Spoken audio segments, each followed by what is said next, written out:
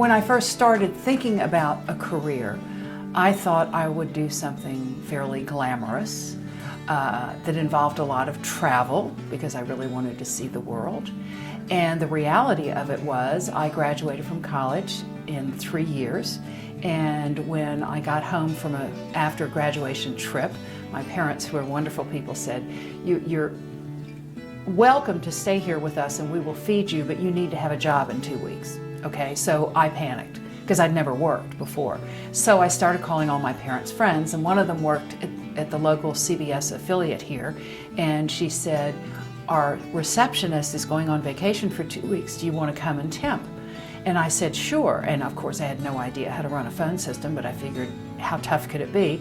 So I did that job for 2 weeks, and then somebody else went on vacation who ran cameras in the studio. So I took their position. And over the course of the next several months, I was able to work in 6 different positions at the CBS affiliate. So I learned the ins and outs of TV.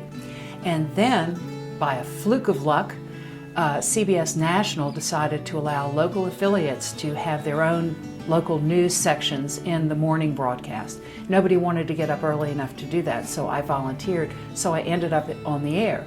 And 3 years later, I was a full-time reporter. I was anchoring the 11 o'clock report and loving every minute of it. And then I found out that the 2 men who'd been hired at the same time I was, with the same credentials, with the same job, were making twice what I was.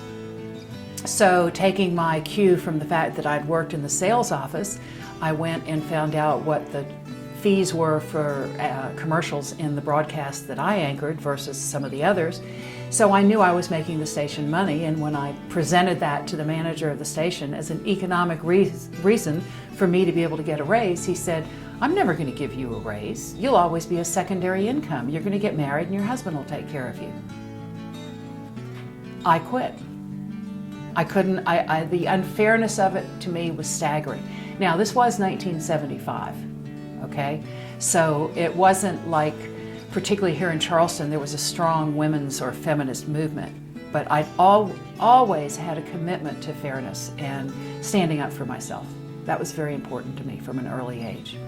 So I left, and then I ran off and joined the Peace Corps and spent a couple of years in Afghanistan before the Russians invaded, back when it was, quote, the best of times. Although for me, Afghanistan was a huge wake-up call to see how women were treated there. Treated not just as second-class citizens, but really as chattel.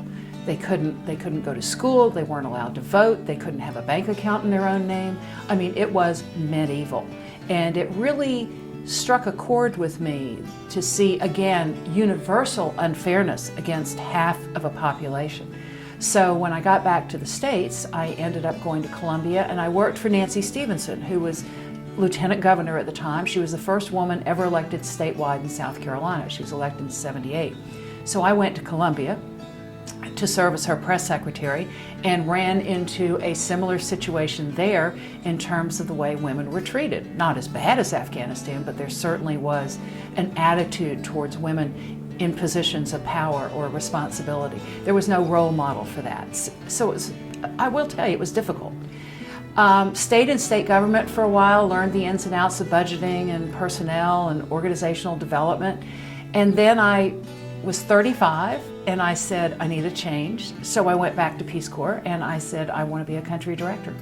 So they sent me to Swaziland in Southern Africa for 3 years, where I was responsible for a team of volunteers. There were 90 of them, primarily in secondary education. And at that time, South Africa was still under apartheid.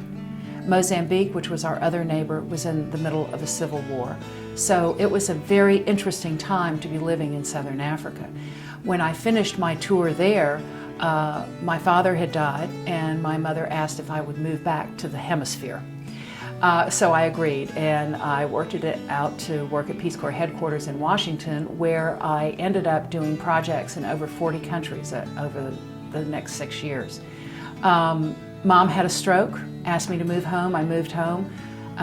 Several years after that, I took over as the executive director of the Center for Women, and in 12 years built it into the most comprehensive women's development center in the state of South Carolina. And it brought me great joy and great affirmation. I was determined to stand up for women in South Carolina. And I'm continuing to do that as a consultant. I work primarily with nonprofit groups, but I'm also an in-your-face, out there women's rights advocate.